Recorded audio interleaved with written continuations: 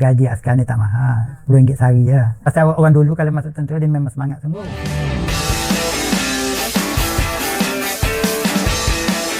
Assalamualaikum. Hola. Welcome back ya. Selamat kembali ke Borakcom tanpa sempadan. Jadi we're back, and apa yang special hari ni is seriously hari ni memang lain daripada yang biasanya. Okay, memang boleh kata kita akan buat benda ni as a very special project every year. And what am I talking about ya? Saya cakap mengenai pejuang negara. Okay, so sekarang ni insyaAllah bulan 8 Ogos sudah tentulah bulan kemerdekaan. September pula kita akan raikan Malaysia Day, Hari Malaysia. Jadi pejuang negara ni payung dia, the big umbrella, and the 3 branches ya, 3 cabang ni adalah pejuang merdeka yang akan memberi tumpuan kepada bantuan kepada veteran tentera dan juga orang kata bekas polis ya. And then kita ada satu lagi branch which is pejuang keselamatan yang akan beri fokus kepada mereka yang menjaga keselamatan lah. Contoh dia bomber, insyaAllah one day hopefully we'll try to expand to frontliners and people who actually took care of us in that aspect dari segi keselamatan. And satu lagi cabang ialah apa yang kita panggil inspirasi tanah air. Contoh dia untuk para atlet negara yang orang kata dah bekerja keras untuk orang kata menaikkan nama negara, mengharumkan nama Malaysia, dapat pingat, dapat orang kata yalah, orang kata the training 8 jam sehari, lebih daripada 8 jam, daripada pukul 5 sampai malam. Saya dapat tahu bahawa training mereka, dan bila dah habis glory days, suddenly it's quiet, and then dah tenaga dah tak ada, tak boleh nak kerja, orang kata sukan pun dah tak boleh nak main, jadi dah orang kata very quiet life, and in the end jadi susah. Alright, jadi hari ni ada bersama saya ya, ada 2 orang yang amat berpengalaman. Satu, alright, will be Captain Arifin Abdul Rani, alright, iaitu seorang bekas pegawai tentera dalam Regimen Grak Khas dulu, dan juga bersama saya adalah Encik Zulkifli bin Abdullah, alright, iaitu Askar Melayu Diraja, Regimen Askar Melayu Diraja, RAMD. So orang kata welcome, selamat datang ke Borakcom tanpa sempadan. Alright, so what we're going to do is saya pass kepada Captain Arifin lah untuk perkenalkan diri dulu. Okay, nama saya Arifin bin Abdul Rani. Dilahirkan di Perak lah, Selangor Perak. And then dia belajar di sekolah ni sampai tingkatan 5 di ni, and then saya melanjutkan pelajaran di RMC lah, and then terus menjalani latihan kadet selama 2 tahun, dan ditolakkan dalam Kogras. And then dalam Kogras ni saya berkhidmat selama 14 tahun lah. Okay, daripada lieutenant muda sampai ke kapten lah. And then dalam Kogras ni saya banyak terlibat dalam operasi lah. Masa second lieutenant ni kita operasi dalam operasi Indra di Pahang, and then saya terlibat juga di Pasong di Terung Bulan Layang di Sabah sana, di mana pulau yang menjadi rebutan yang dia terkenal dengan nama Spratly Island. Spratly Island yang menjadi rebutan antara Vietnam, Filipina, dan sekarang ni China pun nak ambil pulau tu. So selama kat sana, and then lepas tu saya bertugas di Somalia selama 6 bulan lah, bawah Panji Panji Bersatu dengan dipanggil UNISOM. Dan lepas tu balik bertugas di Pulpak, Pusat Latihan Peperangan Khas, dan menambah pengamatan di situ. Cik Zulkifli pula? Saya ni berasal daripada Perak juga, tapi saya berasal dari Perak, di Tapah Perak. Tapah Perak. Di Tapah Perak, dan bersekolah setakat tingkatan 5. Okay. Habislah sampai habis lah. Habis sampai tingkatan 5. Lepas tu saya menceburi tentera pada tahun 78. Selepas ambil SPM tu, saya rehat lebih kurang setahun, terus menceburi tentera lah. Saya masuk di peringkat bawah lah. Saya training di Pulada Johor. Selama lebih kurang 6 bulan lah. Training di sana. Lepas training di Pulada tu, terus masuk pasukan 5 Melayu yang berbekalan di Pekalan Cepa. Bekalan Cepa. Selepas masuk di 5 Melayu ni, saya mula-mula beroperasi pada tahun 79 lah. Dia kena pula di tempat komunis hak banyak lah di Gubir, Kedah. Tempat tu kalau zaman dulu di Gubir ni dia di kawasan dikira di kawasan komunis lah tu. Kawasan komunis. Masuk di Gubir tu naik kereta api daripada Kelantan terus ke Kedah. Naik kereta api naik kereta api. Masa tu naik kereta api. Lepas sampai di Kedah tu pergi ke Gubir. Gubir tu kira di luar lah, di kawasan luar, di kawasan sekolah lah. Dia ambil di situ, masuk operasi, masuk di kawasan pedalaman hutan lah daripada di Gubir tu. Dia panggil Markas India situ. Markas India. Markas India nama dia. Menaiki helikopter 45 minit masuk. So daripada Kelantan ni naik kereta api sampai kat Tapah tu. Sampai di Kedah. Kedah, Dia sampai Kedah tu terambil. Gubir. Tu pergi ke Gubir. Kedah tu kat Alstar Dia Kedah tu di Batu Wus. Turun di Batu Wus lah kereta api tu. Turun di Batu Wus, Penang Pulau Penang. Turun kat Penang baru masuk ke Kedah. Masuk Kedah. Jadi sebab di Batu Wus tu ada landasan batu bang untuk helikopter naik kat situ lah. Okey, so heli naik daripada Batu Wus lah. Helikopter tu masuk di markas stat kita di Gubir. Okey. Dia turun di Padang lah. Okey. Naik helikopter tu masuk dalam hutan tu 45 minit lah. Apa yang pernah berlaku kat Gubir yang boleh Cik Zulkifli share? That means pernah ke berdepan dengan komunis ataupun berlaku pertempuran? Contoh dia macam sekarang ni, golongan muda ni, macam kita lah, kalau kita tak tanya memang kita takkan tahu, kalau tak bercerita memanglah kita takkan tahu. Jadi mungkin disebabkan tu golongan muda tak berapa, yelah, semangat kemerdekaan, semangat patriotism ni bukan tak ada, tapi kurang sikit sebabnya dia tak tahu. Jadi nak salahkan golongan muda tak boleh sebab kita sendiri tak bercerita. So boleh tak Cik Zulkifli share apa yang pengalaman Cik Zulkifli banyak kali ke bertempuh? Saya masuk di kawasan operasi tu. Setelah naik helikopter tu masuk di kawasan tengah-tengah hutan tu. Ni 79 lah ni. Tahun 79 tu. Selain di Gubir tu, selain daripada tentera komunis kat tengah-tengah hutan. Tak ada orang awam dah. Selain pada tentera tu komunis lah. Kita masuk dunia komunis lah. Dunia komunis lah. Lepas tu bila masuk di situ, kita masuk tu lebih kurang satu company ni 100 orang lebih. Dilengkapi oleh pelatun Meriam. Dia duduk atas tu juga. Lepas tu dibagi ke pelatun-pelatun. Mana dalam satu company tu pelatun tu adalah 4 pelatun. Mana kita ni pelatun 32 orang satu pelatun. Lepas tu pegawai saya tu Tuan Rais nama dia. Kapten Rais lah. Masa tu dia kata kita ni kena buat ronda. Kena buat ronda masuk, kena ronda keluar lah. Lepas tu pelatun saya tu kenalah ronda di keluar.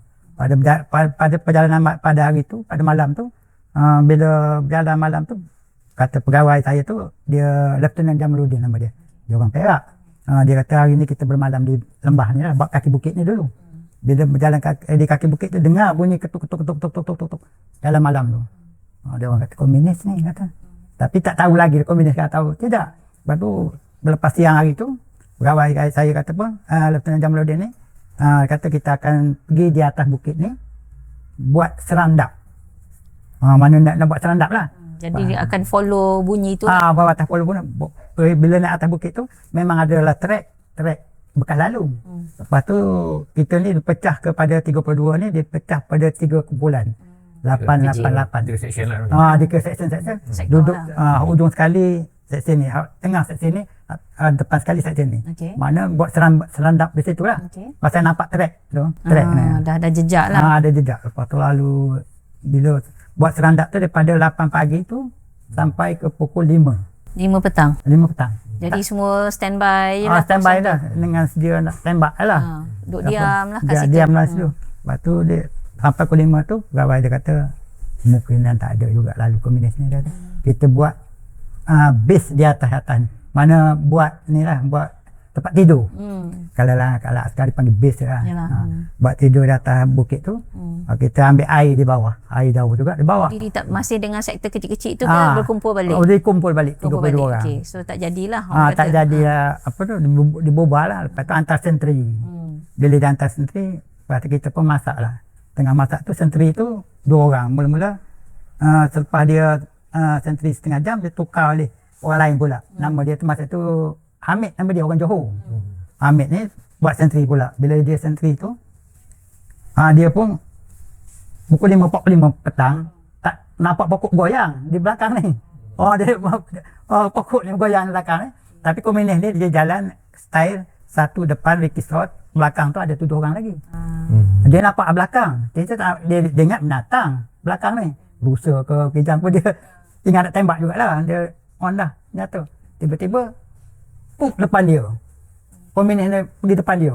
Lebih kurang daripada saya ke puan lah.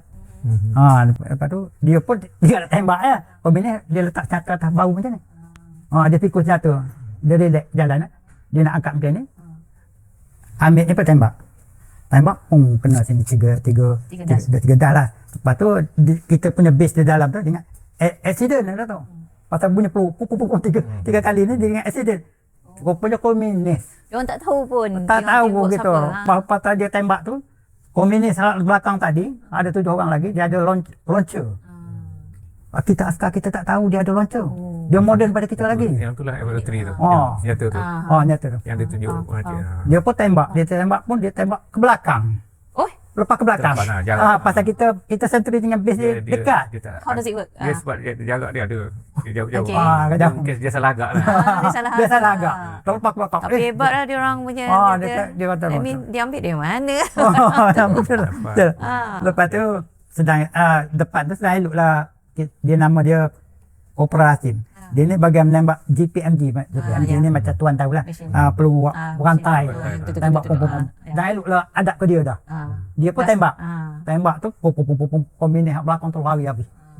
Pasal dia tembak parah dada dia.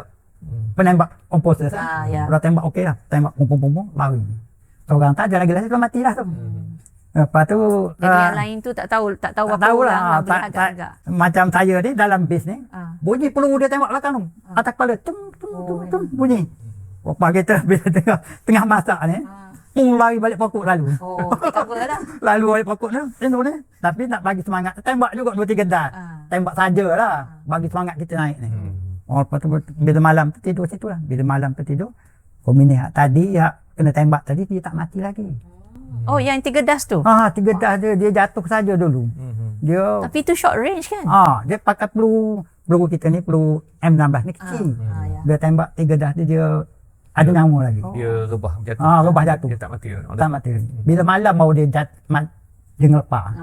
Dia bila ngelepah tu dia pun kopra saya tu nama dia orang tu orang Perak nama Mat. Kita panggil Mat. Dia kata komunis merangkak dia ada. Dia komunis tadi mati tadi dia nak keluar juga, dia nak usaha keluar lah. Dia bukan nak usaha keluar, dia ni mati malam tu. Faham. Malam tu boleh mati. Bila dengar bunyi tu dia pun cabut granit. Cabut granit lempar granit. Lempar granit plotok lah bum. Masa tu. Lepas tu komunis belakang 7 orang lagi tadi duduk situ juga tak lagi. Lepas tu kita pun pegawai kita pun dia tak pakai kasut tu. Dia tak ada pakai kasut masa tu. Dia melabah juga lah. Lepas saya tempur ni, dia pun, dia cakap, dia ada macam ni lah, dia kata. Kita hantar mesej ke markas tech, markas company lah kita lah. Hantar ke Tuan Rais tu, minta bantuan tembakan meriam.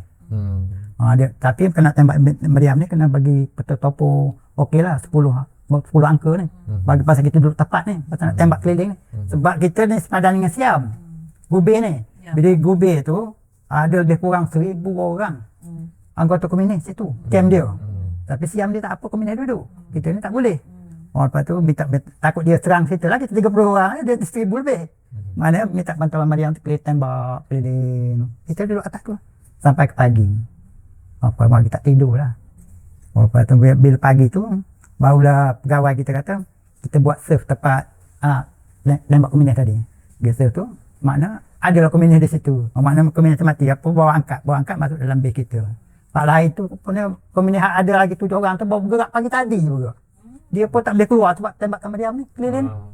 Dia pun takut nak keluar. Dia pun bergerak pagi tadi juga. Bila keluar tu pergi tengok serve tu. Barang alat dia mati tu, dia bawa satu medical box dia tu canggih daripada medical kita lagi. dengan alat-alat suntik dia, cucuk dia, semua ada dalam Complete tu. lah. Komplit. Lepas tu makanan dia ada. Lepas tu makanan dia oat. Makanan komunis ni. Sihat lah. Dia sihat lah. Sihat lah, kenyang. Dia sihat. makan oat tu. Lepas tu tengok-tengok lagi semua dia tinggal barang. 7 orang tadi tinggal semua barang. Cuma boleh senjata komunis yang mati tu M16 super kita juga dia pakai. Dia pakai M16 super kita juga. Lepas tu bila habis pagi tu pegawai kata kita macam ni lah, kita bagi tiga kumpulan juga. Lepas tu satu jalan depan, satu kiri, bawa komunis tengah. Mana Mati tu lah. saya sampai dah tengah tu gilir lah, bergilir-gilir lah bawa komunis ni. Bila sampai di tepi bukit, dia pun orang tu tinggal tepi bukit, saya pula bila saya nak naik atas bukit ni, saya dengan orang kawan saya nama Sulu, dia orang Pahang, ikut dengan dia. Saya pun tanya dia, lu awak nak duduk depan ke nak duduk belakang ikut komunis ni? Saya nak duduk depan, kata saya takut tengok muka komunis ni. Patut tangan dia macam ni. Saya duduk belakang. Pikul sampailah ke markas tek kita, lebih kurang 2 km juga jauh. Dia tak bau lagi mayat lah. Tak bau lagi. Tapi 2 Bau kilometer darah, tu dalam hutan nak turun semua ni agaknya berapa lama? Nak perjalanan nak keluar. Perjalanan tu, nak keluar Lebih sampai kurang ke markas tek. sejam lebih. Dia tak keluar hutan, tapi dalam hutan juga, tapi markas dalam tek tu kita. lah, markas dalam hutan lah. Masuk dia bawa di situ, letaklah mayat komunis di atas. Tangkap gambar semua. Lepas tu kamera bukan macam kamera kita canggih ni, kamera Yalah, zaman lama dulu. dulu. Guna Jadi negatif. nak hantar ke markas tek. Nak hantar Yalah. ke markas tek kita lah. Nak tunjuk gambar bukti komunis ni mati. Lepas tu cek. Ada surat dia. Komunis ni dia orang Johor. Komunis ni kecil ya dia, orang Johor. Dia ada surat kekasih dia juga. Surat kekasih dia. Doktor baca Universiti Nampau Singapura. Kekasih dia. Dia ni kelulusan tinggi tingkatan 5, tingkatan 6. Dia tu. Zaman dulu tinggi. Zaman dulu tinggilah tinggal ni. Masa tu ada masa berlaku pertempuran tu lah. Masa memula bila dia orang dah yang kata masuk, lepas tu kita tembak dulu tu tak, sebab kita nampak pergerakan, lepas tu dia balas balik. And then masa tu cik duduk dalam keadaan masak. Keadaan masak. Masa berlaku pertempuran tu, apa yang main kat fikiran cik? Orang kata habislah kali ni ke, ataupun terus mara ke, apa yang bila terlintas tu? mula-mula tempur tu memang perasaan takut tak ada. Tak kata siapalah, memang takut tak ada. Semangat tu jatuh lah, katakanlah 100% tu 90% dah jatuh. Lepas tu dah duduk kita balik pokok tu, bila kita tembak tu naik semangat balik. Kita tembak tiba-tiba dia mari. naik semangat tu. Lepas tu nak perang lah, macam nak perang lah kita ni, macam nak pertahankan negara kita ni. Daripada komunis ni lah. Lepas tu komunis ni pengkhianat itu kita nak perang dengan dia tu.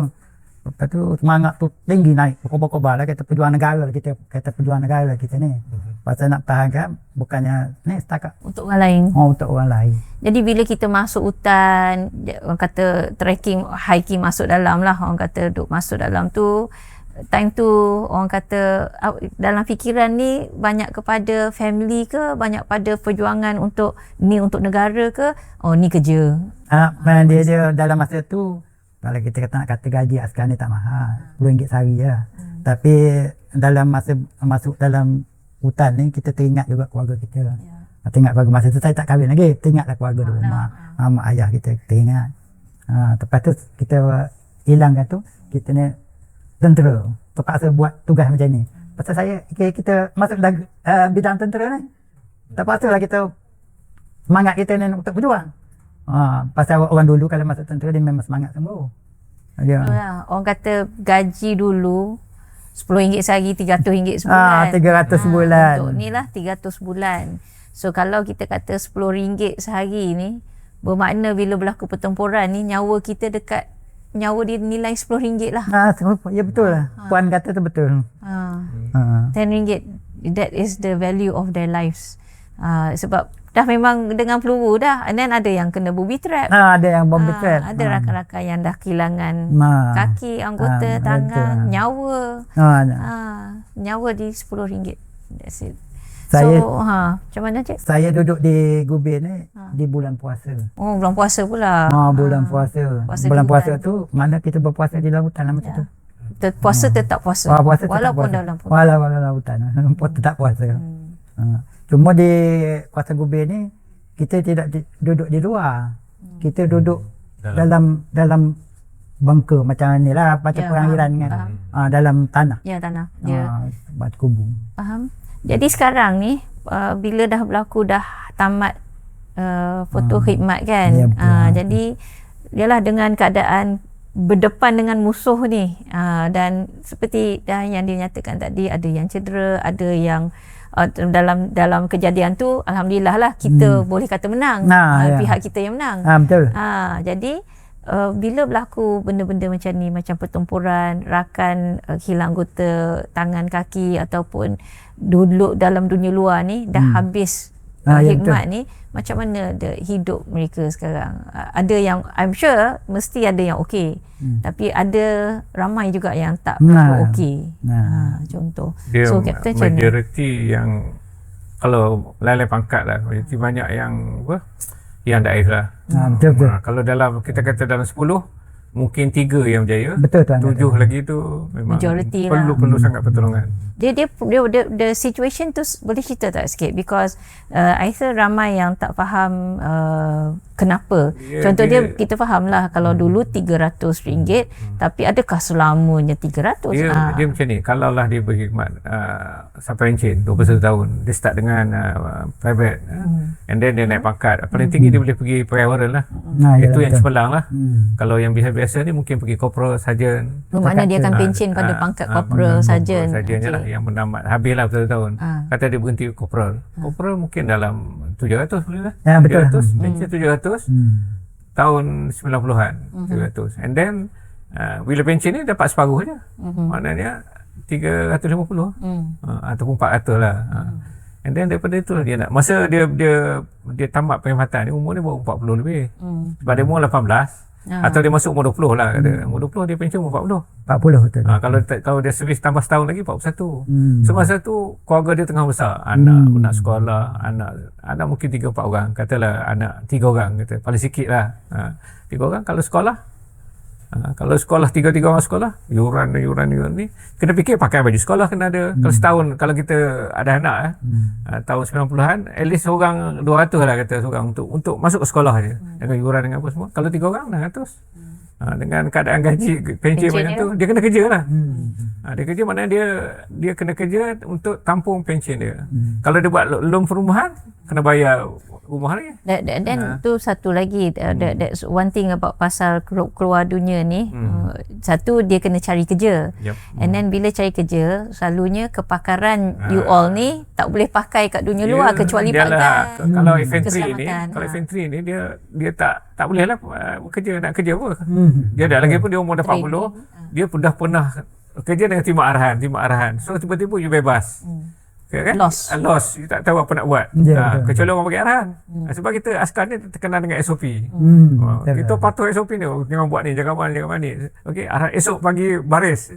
Habis pukul 5 tengah hari rutin macam tu. Rutin macam tu.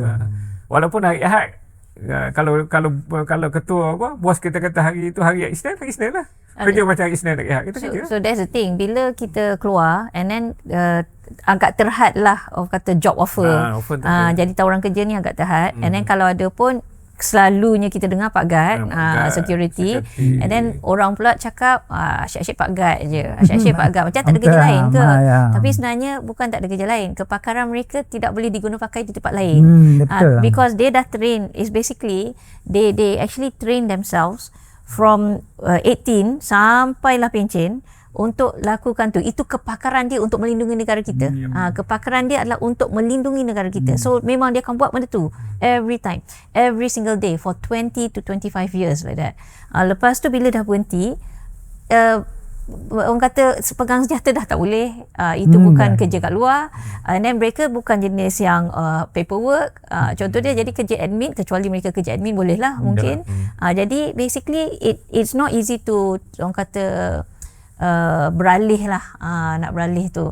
Jadi kesusahan yang dialami selain daripada ekonomi, apa yang selalunya yang Kapten tengok nampak yang that kita perlu tolong, kita perlu ni. Sebab satu saya tahu askar takkan minta tolong. Sebab one thing about anyone lah, siapa-siapa yang berjuang untuk negara, berkhidmat untuk negara ni, selalunya mereka berkhidmat demi orang lain.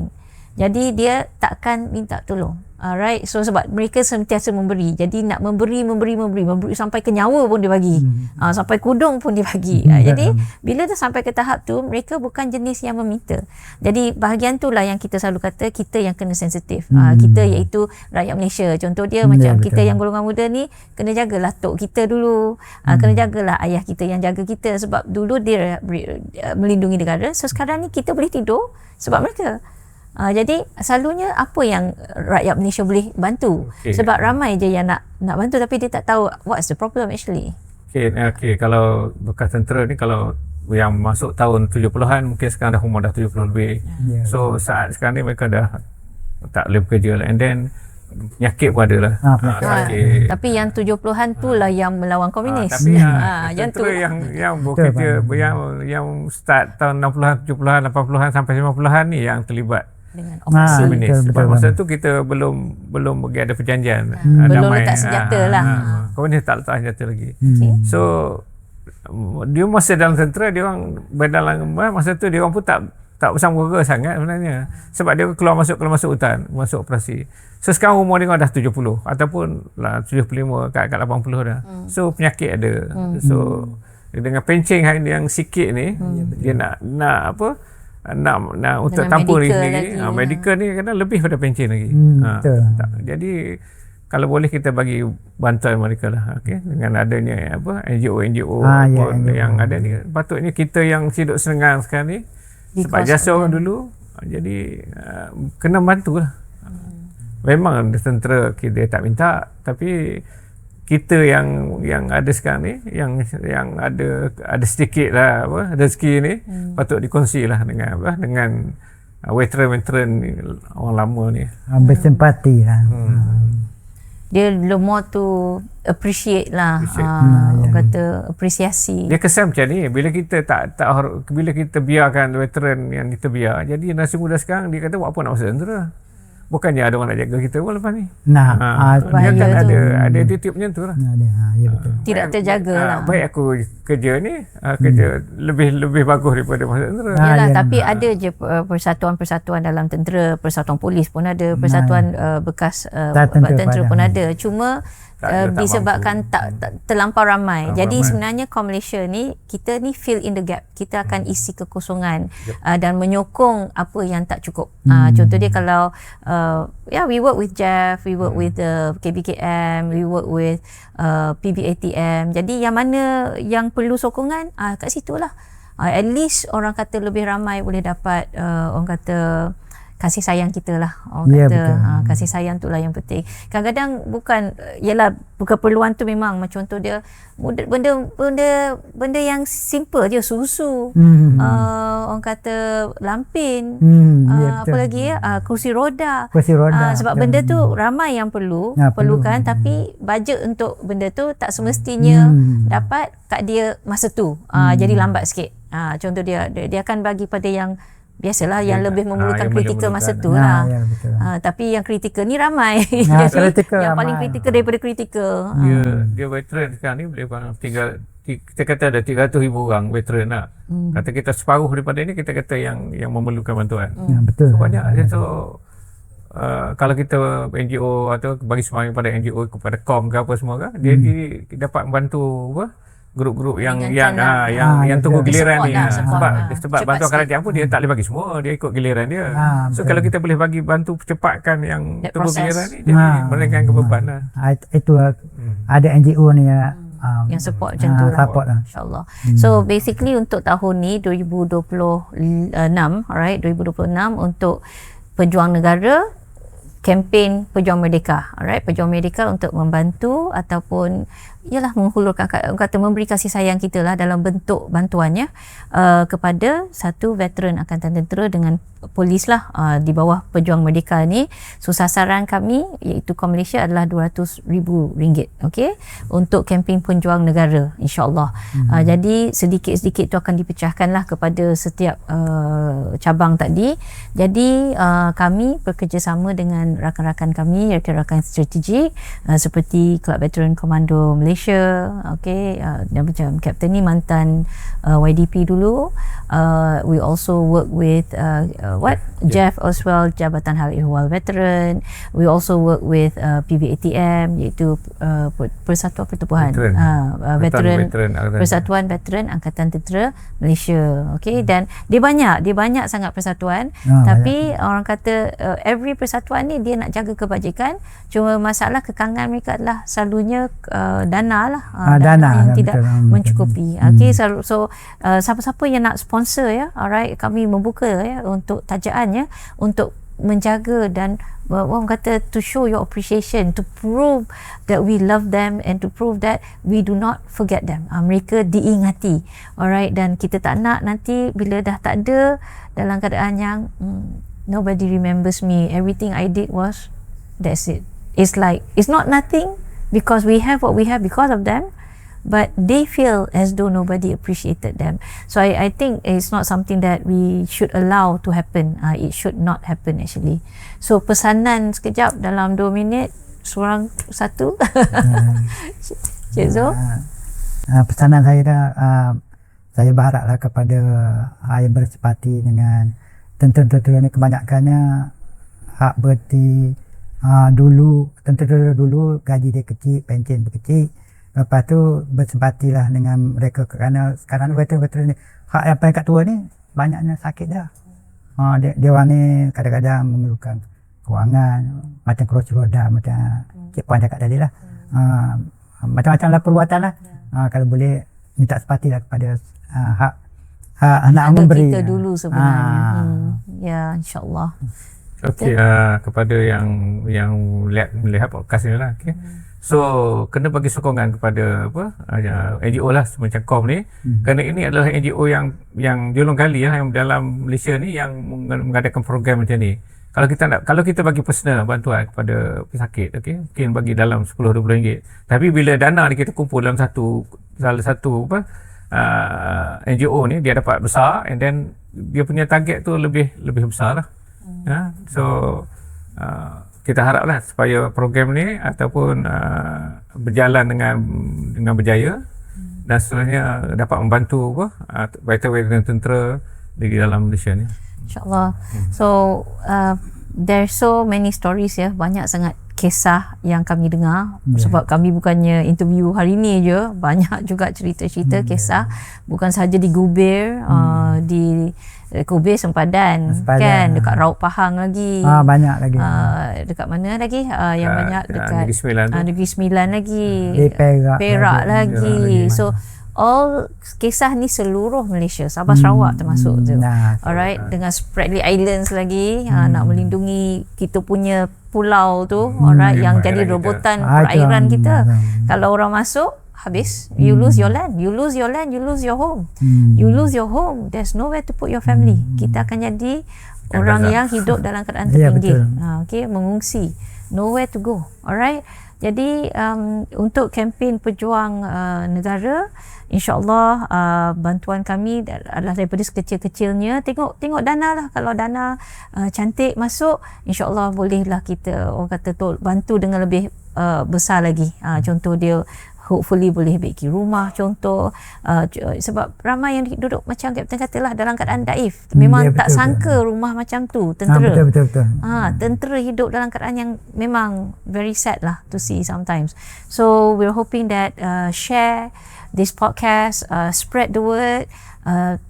They are our parents and they are our grandparents who took care of us, who actually allowed us to drive today, who allowed us to go to school, who allowed us to do the activities that we're doing today, going to cafes, makan minum dengan kawan-kawan, dengan rakan-rakan, dengan keluarga, balik kampung, beraya, semua disebabkan mereka. Alright, sebab kalau tidak ada mereka, tidak ada Malaysia.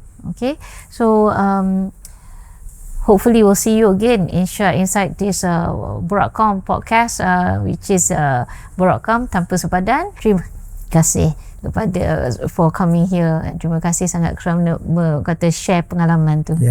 So bye guys, Borakcom Tanpa Sempadan.